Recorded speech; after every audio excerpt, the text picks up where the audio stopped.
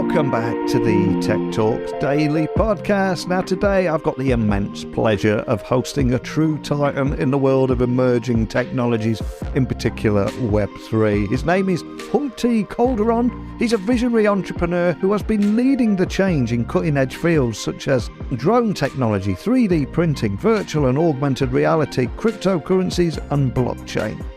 And having founded businesses that boast over 1 million registered users, Humpty is no stranger to success, but his passion doesn't stop there. He's also the creator and host of the wildly popular Crypto Sapiens podcast, which features weekly discussions with top Web3 builders, which garners over 100,000 listeners on all your usual podcasting platforms. But beyond that, he's a catalyst for collaboration, bringing together founders, investors, and hackers in Los Angeles, all through DAO LA, a group he founded back in 2020, and now has a membership of over 3,000 attendees. So in today's episode, we're going to dive into the exciting realms of blockchain, Web3, crypto, and more specifically, Ontology. And if time permits, we'll also explore the fascinating world of staking and demystify the space while we're at it. So without further ado, buckle up and hold on tight, because it's time for me to beam your ears all the way to California, where we're going to get our geek on with the one and only Humpty Calderon. So a massive warm welcome to the show. Can you tell everyone listening a little about who you are and what you do? Absolutely. Well, first of all, thank you so much for having me. I really enjoy coming on, these types of shows and just sharing a little bit about what it is that I do and really the meaning behind it and the impact that I hope to make. So I appreciate that. So currently, I guess, what am I not doing? I just was talking to you a little bit about running a podcast.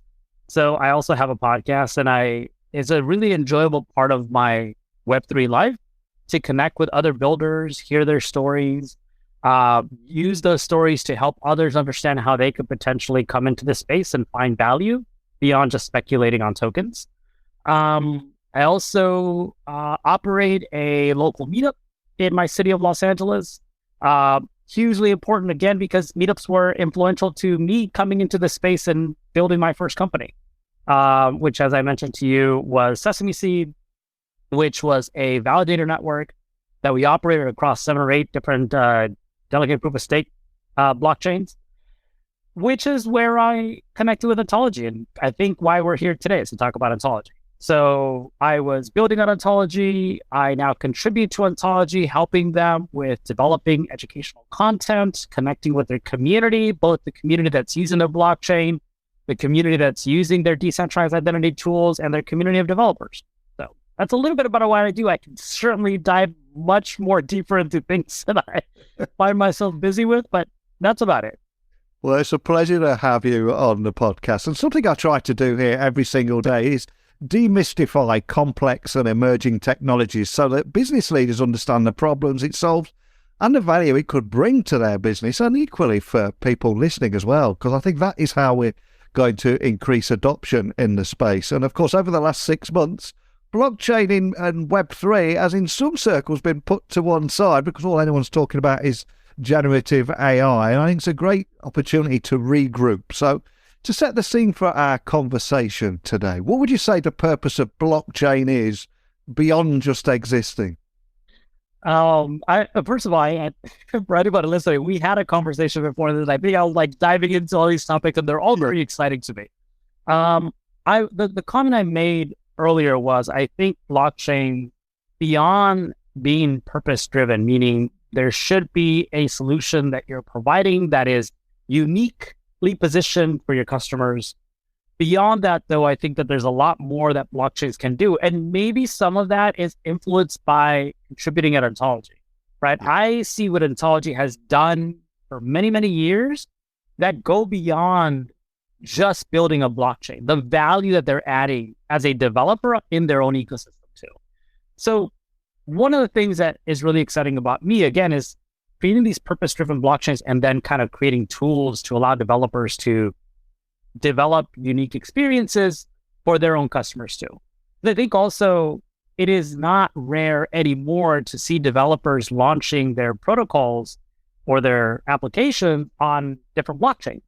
So if you are just another vehicle for, having consensus or, for transacting, then what's the value really? Why should, those types of developers come to you? Or why should customers use your blockchain versus using that product somewhere else?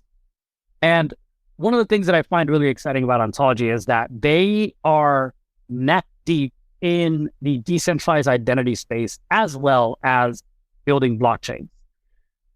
Ontology has, since before they launched their mainnet of their L1, been a member of the Decentralized Identity Foundation. That is a group that influences the development of standards, open standards for the web, including DIDs and VCs, so decentralized identifiers and verifiable credentials. And I find that incredibly inspiring, both for the space, but also in terms of like what I expect now when I go to other blockchains. In fact, I've raised this before on my Twitter. I might be considered a bit adversarial when it comes to some of these topics because I'm like, what else? What else are you building? But I'll leave it at that because, again, I could go on a tangent and, we want to hear you speak too. Well, all I'm thinking is there could be a lot of people listening, hearing about Ontology for the very first time. And as I said a few moments ago, I'm all about demystifying things and getting more people on board. So if that person is listening, hearing about you and Ontology for the first time, can you just explain what it is and what problems you're trying to solve with it? And as they would say on Reddit, explain it to me like I'm 5. Oh my gosh. Okay, well, I'll try because you know what? People could probably take an adversarial stance on me about not being so good at breaking it down like I'm 5, but I love that is picking up momentum. In fact, I was, just to go on a separate tangent, I was recently at ETH Denver and I met a DAO that has been formed specifically around this concept. It's called ELI5 DAO. And they are really going out there looking at very complex topics and saying, how can we break these down in ways that are super accessible to anyone so they can understand it? So big thumbs up for that movement. So Ontology as a brand has built so many different things beyond an L1. But as far as the L1 goes, one of the probably more interesting things to me is their consensus mechanism. They developed this like hybrid consensus mechanism that uses the best of proof of stake and algorithms for decentralization. And they call this BBFT. Don't ask me what that means right now because I totally forgot what it means. But it basically is an algorithm that allows for consensus to be decentralized, meaning that you cannot determine which of the nodes are going to be basically running the transactions on the chain, which I think, when it comes to building a blockchain and talking about decentralization is important to build in mechanisms that allow for some sort of decentralization or censorship resistance or anything else that would allow for some centralized control of the network. So I think that, that's a really powerful thing about like what they've done there and innovated. The other thing is for Ontology, if you're a developer and you're listening to this, I think you'll be familiar with certain blockchains running code in kind of only one way and saying you can only build using these languages. So if you're unfamiliar with that, you are kind of forced either to learn a new language or go somewhere else. Ontology has built several virtual machines on top of its network that allow for developers of all backgrounds to be able to build on its network. Whether you're using Java, whether you're using C++, or even with the most recent EVM compatible blockchain, Solidity, you can build on Ontology. So they're creating not just this familiarity, but accessibility for developers to come in. And again, some things that I was mentioning even before hitting record was, I think it's important to develop systems that are accessible and that are onboarding clients and people from around the world of all different backgrounds so that we can really kind of extend this beyond a very small group of people that are using it today. Also, Ontology beyond the blockchain, right? Beyond the L1. Recently actually announced they're incubating an L2. So I think that's really exciting. It's based off the optimistic rollup. I think that's picking up a lot of traction in the Web3 space. Currently, it's getting a lot of attention. It's really fun to see how we're scaling out blockchain using L2s. again, hopefully purpose-driven L2s. They also have developed, like I said, decentralized identity standards with OntID, which is one of the decentralized identifiers that allows you to create identities across multiple blockchains. One of the most widespread standards. So it's actually, I think right now implemented across 7 or 8 different blockchains. So think about, instead of having to sign in with your Web3 wallet and having that identity be limited to just Ethereum, Ontology, Solana, wherever you're at, you actually have an identity that can ignore these siloed networks and say, oh, I can actually operate as this identity on Solana, on Ontology, on Ethereum, on the BNB chain. And when you think about the possibilities that opens up, like decentralized reputation, where you can actually start building a reputation as a good actor in a network, and beyond that, across different networks, and the possibilities that can open up using under collateralized markets and DeFi, for instance, I think that's a really powerful thing. And so I'm very excited about that work that Ontology has done. They've developed a reputation modeling protocol called OScore for DeFi, a reputation modeling protocol for DAOs called Orange Protocol, which I was very instrumental in the initial development of that last year. Onto Wallet, which is a decentralized identity wallet. The list can go on. There's just so much that Ontology does. And again, it's not always just about blockchain. It's about making the space much more accessible and usable. 100%. And then as we ease listeners in here, can you tell me a little bit more about what the OWN network is, which I think stands for Ontology Web3 Network. Is that right? Yeah. Mm-hmm. So OWN is everything that I mentioned, everything that I've talked about already. It's this grouping of decentralized technology that allows you to find value in what you do in the space beyond just transacting or holding a token, right? I think for a lot of people, myself included, when I came into the space of Web3, I was merely a speculator. I bought tokens and I thought, I've done it. I'm in the space, but really I'm doing nothing more than if I bought a stock in a company, right? Like I really wasn't actively participating in building this out and using the space and finding value and synergies between my own personal mission and, Web3 at large. So OWN is, again, this grouping of technologies from the L1 to the L2s to the DIDs, standards across multiple blockchains, the decentralized identity wallet that is Onto, being able to create all of these different tools and then find a way to integrate them to develop something that is unique, special, and usable for users and applications, across the entire ecosystem. And if we just go back to the problem for a moment, can I ask you to expand on how blockchain technology can ultimately remove barriers for those that have been let down and forgotten by traditional finance providers, and the kind of opportunities that are available for decentralized finance and what that provides? Because it feels like when we're facing so much global conflict and uncertainty, it feels like a more important conversation than ever. Yeah. For me, when you talk about DeFi, the main thing that I think about is gatekeepers.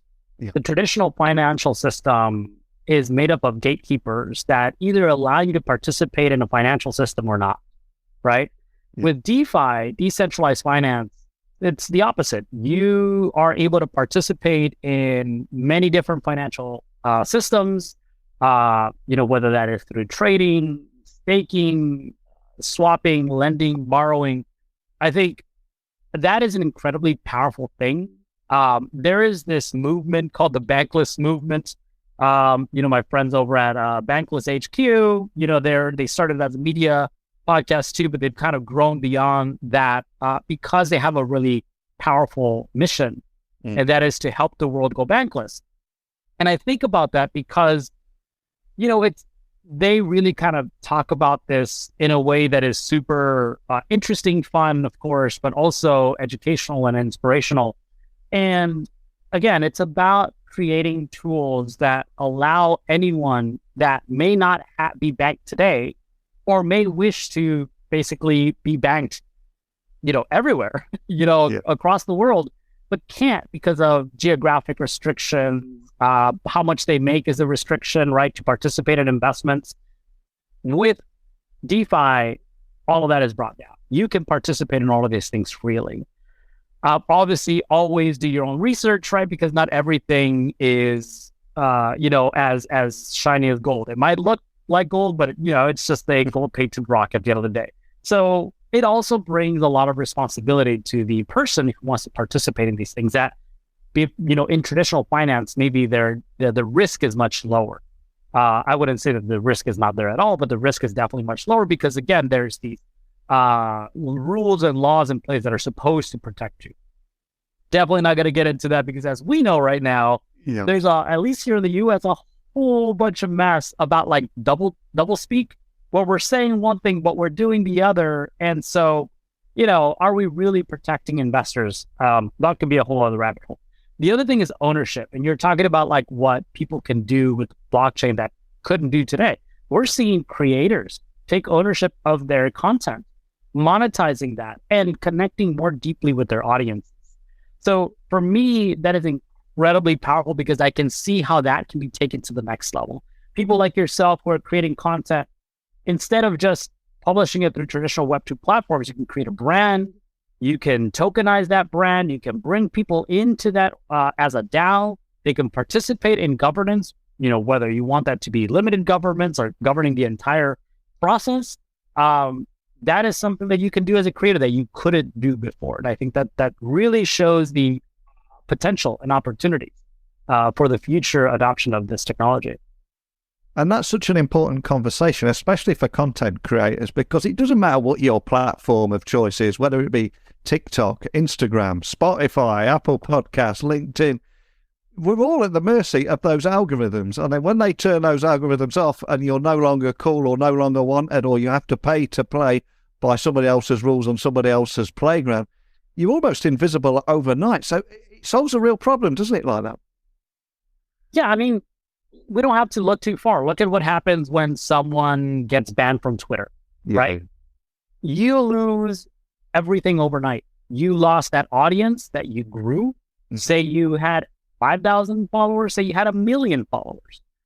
All of that gets turned off and you don't have access to that community anymore.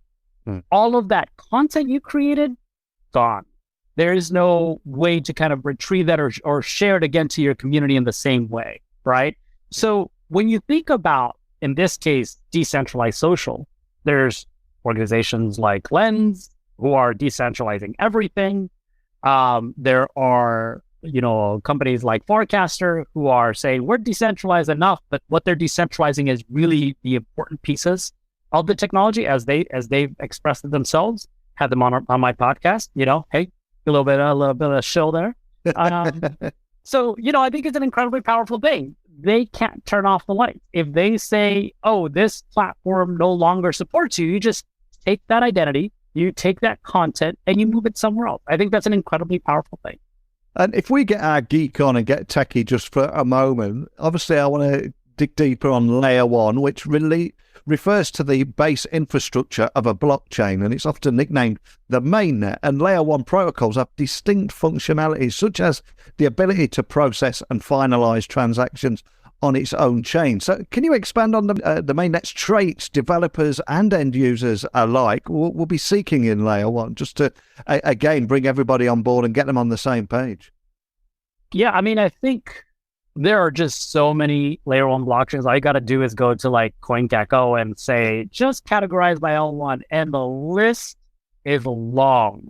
So the question is, what's the value proposition of each of these chains and why are people building there? I could use probably the largest blockchain today as an example, and that's Ethereum, right? The largest L1, and say, why are people building there? Well, I don't think that it's too hard to see. Immediately, you see a community of developers that are there, that are not just building with what's given to them, but they're kind of tinkering and trying to break the system to find a way to expand on it.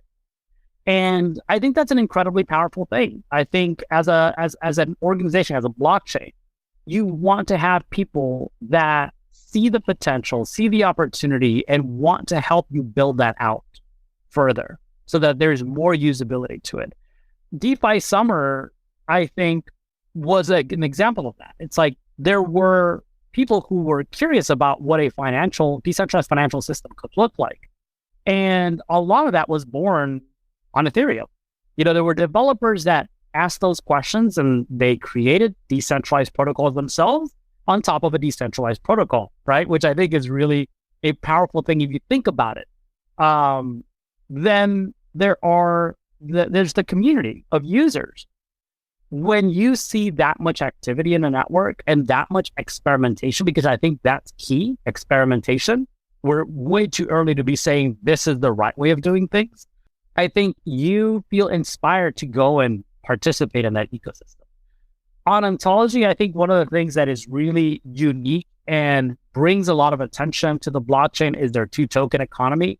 When you look around other blockchains, most of them have a single token that's used for, paying transaction fees or gas, right? While they have that same token that is being used either for speculation, you just hold it, or staking and protecting the decentralization of the network. On Ontology, you have two tokens.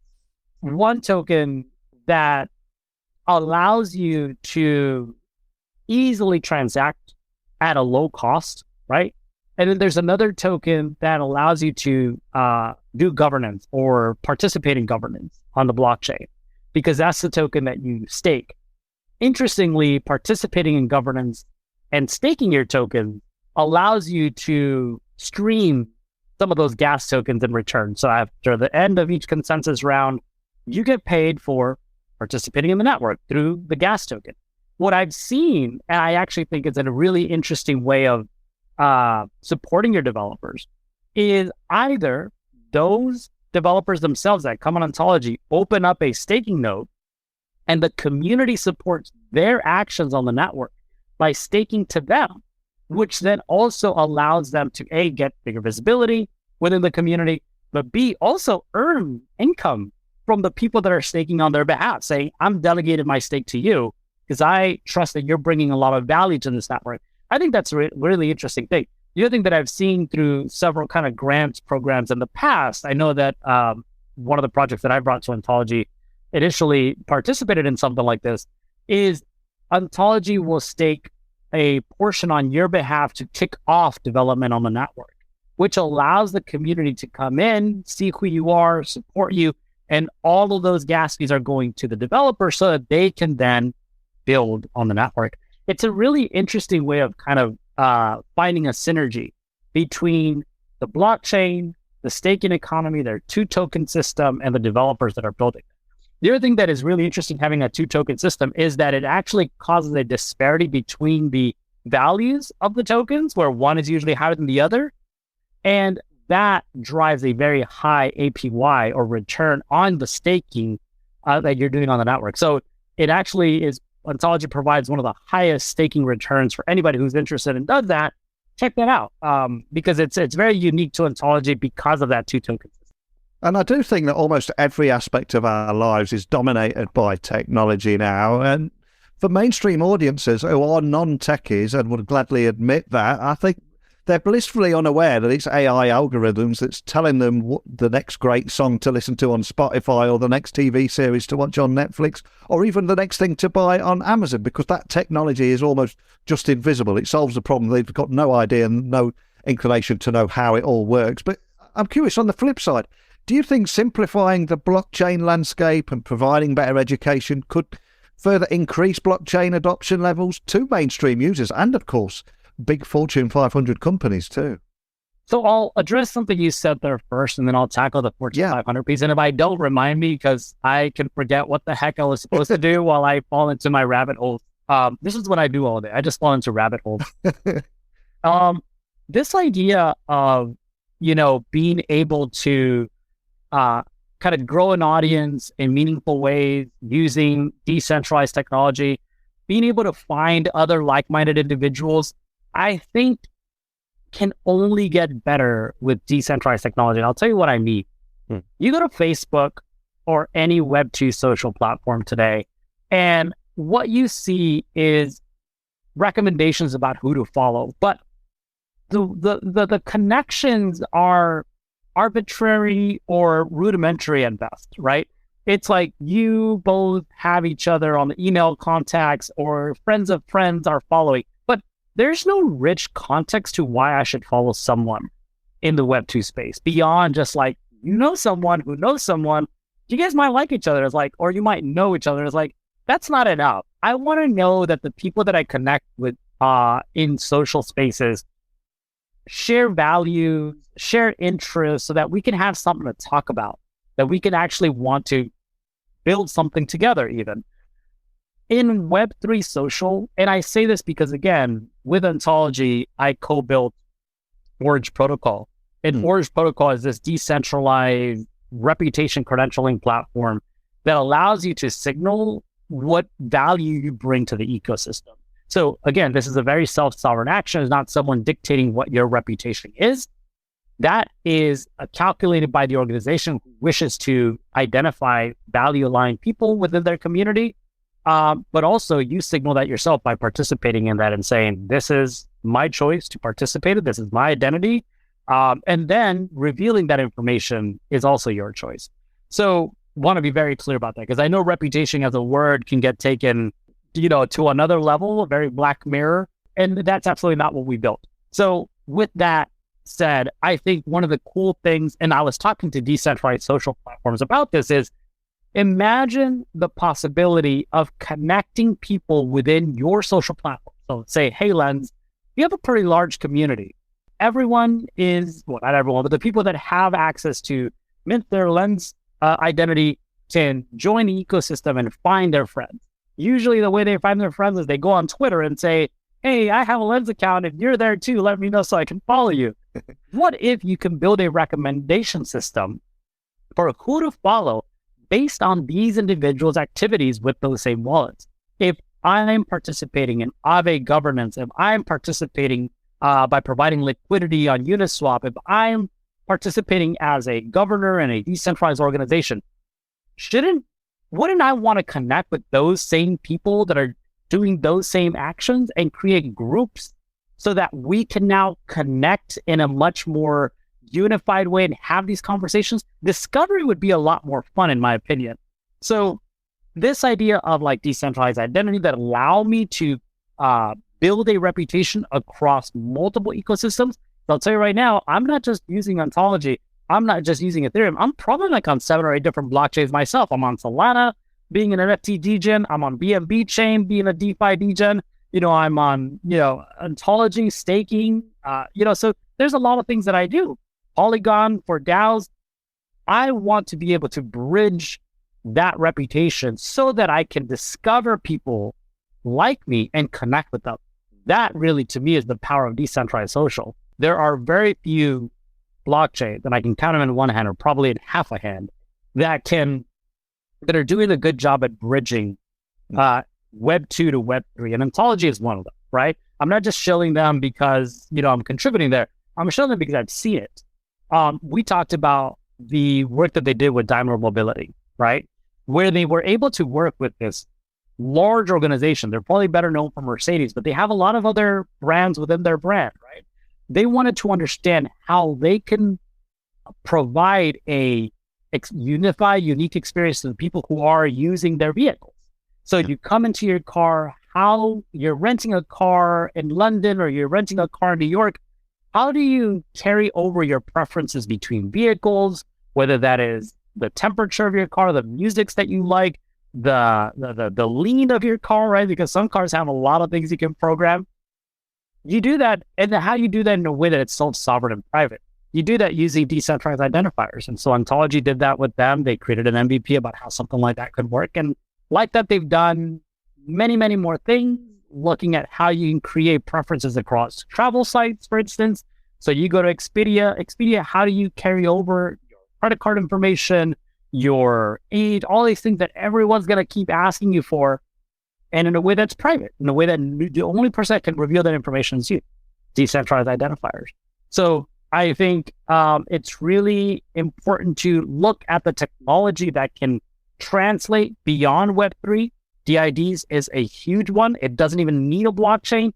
Microsoft is using that for their identities. I think they recently mentioned that they're going to be introducing it to LinkedIn, where you can use verifiable credentials to attest without a doubt that you went to the college you said you went to. And you're not just putting on your LinkedIn that you went to a school that you didn't go to or worked at a company that you didn't. You can now verifiably attest, or soon verifiably attest, that you went to that college, that you worked at that company, that referral really came from the person that you claimed it did. I think that's incredibly powerful, and that's how you do it. You look at the technology that can bridge Web2 and Web3, and you bring those institutions in that way. And from the user standpoint, when considering the adoption of any complex tech, I always think the tech almost needs to be invisible and just work, just to even think about getting my wife, my sister, or any family members who look at me like I'm some kind of heretic when I start preaching about this stuff. But do you think we'll get to where the world that are using blockchain without even realizing it? I mean, you mentioned the Microsoft and LinkedIn examples, probably great examples there, but do you think that's where we will end up? I 100% believe that we need to remove the technology being the first thing we talk about. Yeah. No one goes to the internet today to, look for a hotel on Airbnb and say, I need to open up my HTML and log in with my TCP/IP. No one talks that way. Now, we probably did at one point. Yeah. My background is in information technology, by the way. So one of the reasons why I easily fell into the space of Web3 is I saw the parallels in the tech stack, and I'm like, I get it. It's the same technology that we built, but the possibility of scale goes beyond what we can do today. So that made sense to me. But we don't talk about the protocols that we use to use the internet. We don't open up our phone and say, oh, this is Java. This is Flash. I'll tell you right now, Flash is probably the best example of showing the technology that you needed to use a platform and the reason why it died. I remember going to a website and saying, oh, you need to download Flash to be able to see this cool animation on this website. If I didn't, it was a blank gray box with a square in the middle that looked like a Lego brick. And I was like, well, first of all, I'm scared of downloading a lot of things on the internet. Yeah. So I'm not quite sure if I want to do that. And if I did, it was a slow process because the internet was slower then, aging myself. And when it did, it wasn't enough to convince me that it was a worthwhile experience. HTML5 came around and said, you need to download something new. It's built into the platform. So Flash died. If we don't want our technology to die, we need to move beyond the protocol. There's another podcast name. Just dropping me like fire today. So if anybody's listening, you want a protocol, you want a podcast name, Beyond the Protocol, Beyond L1s. There you go. But that's what I think. I think we definitely need to start looking at the application layer, right? Because if you look at the tech stack, you have a data layer, you have L1s, L2s, L3s. The application layer is what everyone uses, and that's what we're familiar with. So we need to create applications that provide a good user experience, because currently Web3 does not provide a good user experience. And you need to mask or hide away the technology that's working. So people can say, I logged in and I was able to use that application and I logged out. But at the end of the day, what you're using is your decentralized identifier to log in. You're able to capture everything privately through verifiable credentials. You're able to use DeFi protocols using a number of different protocols that are available today, but no one's the wiser of what's on the back end. Love that. And before this podcast gets published, I need to check the domain names of those new podcast titles you just mentioned. Secure them before. You gotta beat me to it. I've got like 100 domains that I've bought. It's a terrible addiction. It was my first addiction before NFTs. Oh, man. Well, another phrase that you've used a few times here is staking. Now, I know that the community is very passionate about this, and there's a lot of good rewards for new people entering this space. So for people hearing about this, can you just tell me a little bit more about the role of the token and staking too? Yeah. So I think I mentioned it already. ONT being the governance token. Yeah. The one that you use to, stake on the platform. The token that allows you to earn ONG, which is the gas token, through the reward mechanism that's built in there. ONG being the gas token. So think about it like any gas token on most blockchains, with the exception that the two roles have been separated which allow for interesting functionality within the network. And like I said, when it comes to staking, higher rewards. Is there any facts or any statistics you can share around those kind of rewards that you get from staking off the top of your head? Current APY, it's about 60%. Yeah, I'll be checking that out. And you have done a fantastic job of offering an overview of Ontology today to help everyday users not only thrive on blockchain and support mainstream adoption, but just get that better understanding of the space and not be intimidated or afraid to ask questions through fear of looking a little bit silly. But I want to offer a few things for your community here. They know it all inside out, but they've listened patiently to the end of this podcast. For those people, what can we expect from Ontology this year? And are there any teasers that you can leave us with today, maybe? Yeah, so, I would firstly recommend anyone who's at all interested to learn about Ontology to check out their blog. It's on Medium. They do an incredible job at writing up updates regularly. Some of the things that were recently revealed was the roadmap for 2023, that they're incubating an L2 project. Like I mentioned, it's called Goshen. I'm very excited for that because I want to see what the opportunities bring to Ontology and to its community from that kind of ecosystem that's getting a lot of attention. Personally, I would like to see a ZK rollup done on Ontology. I feel like it's a lot more value aligned to the ecosystem. DIDs and VCs have ZK proofs. ZK blockchains, I think, provide a similar level of privacy and reputation. Not saying that optimistic rollups do not. In fact, I just hosted a Twitter space on comparing the two, and I brought experts on to kind of talk a little bit about that. But at the end of the day, I'm very excited to see how Ontology also continues to grow as decentralized identity technology. One of the things that I've brought up to the team, and I'm excited to see it moving forward, is deploying OntID on many more blockchains so that it becomes the predominant DID standard in the Web3 space. They've, alongside with OntID, created OntLogin, which allows you to easily sign in using your DID the way that you would sign in with like your Facebook, for instance. So you might be familiar with websites showing you sign in with Facebook, sign in with your Twitter, sign in with Google.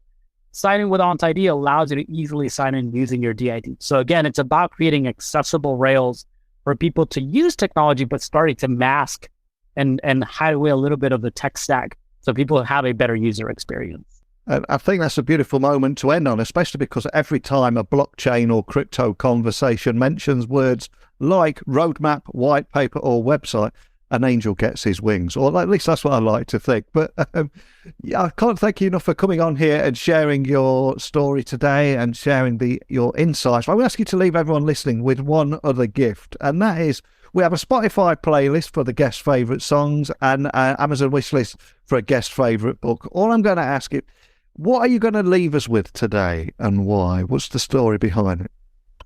Okay, so there's two things that I'd like to share, but to be fair, I'm only going to give you one. Oh, man. So I'm going to give you with the song that I play at the beginning of every summer that gets me hyped up for the summer. And that is Danza Kuduro by Don Omar. It is literally the first day of summer, but sometimes I cheat, the first day of spring. I play that song and it is such a banger. Like you can't help but dance and move and get excited for the possibilities of what summer brings. It is a very Caribbean reggaeton style song, and it just gets me moving. I say if your listeners were to hear that on your playlist, they probably would be walking up and going, what just happened? And they're going to start dancing. Wow, I'll get that added straight to the Spotify playlist. I don't know what to do when we finish our conversation. Do I look for those domain names or just put that tune on and start dancing? But there's a story for another day. But for anyone listening, maybe they want to connect with you, listen to your podcast. We need to find out the name of that or find out more details about Ontology. What's the best starting place for everything? Well, let's start with Ontology. Simple, ont.io. All the links to everything we need are going to be at the bottom of the page. They have a really good introduction to what is Ontology on the main page. if you want to listen to my podcast, I speak to thought leaders and primarily in the DAO space, and that is Crypto Sapiens. You can find us on all the major platforms, Spotify, Apple Podcasts, YouTube, our website, cryptosapiens.xyz. Me on Twitter, at Humpty Calderon, and trying to get more adversarial by the day. Crypto Sapiens, what a great name. You should have a sideline just thinking of great podcast names, they just seem to roll off your tongue there. Yeah, I'm very happy about that. To be very honest with you, there was very little thought put into the naming of that, but it really has provided us with a good narrative to build kind of marketing on. And we're actually going to be launching our membership NFT pretty soon, so I'm very excited about that. Wow, sounds like we'll have to get you back on later in the year. But just a big thank you for taking the time to sit down with me today, demystify this topic, put it in a language that everyone understands. Exciting times ahead, but thanks again, Humpty, for sharing your story today. I appreciate you, and I appreciate the time that you gave me. Thank you. I couldn't be more grateful that I've had the opportunity to engage in such an insightful conversation with our guest today. And I think we managed to cover a vast array of topics from blockchain and Web3, crypto to ontology and staking. And I hope you gained a little valuable knowledge and a better understanding of these fascinating and ever-evolving fields. And for me, today's conversation reminded me on the importance of staying informed and curious and embracing innovation, not to mention fostering a collaborative spirit within that tech community. And I learned about the power of decentralized systems, the role of ontology in providing a versatile framework for various industries, and the potential rewards and indeed risks associated with staking. As we wrap up this episode, I encourage you to continue exploring the world of Web3, challenge the status quo, and keep pushing the boundaries of what's possible. And I hope the lessons learned from Humpty's journey will inspire you to forge your own path as we collectively drive towards a more decentralized and equitable future as we navigate through these uncharted digital waters together.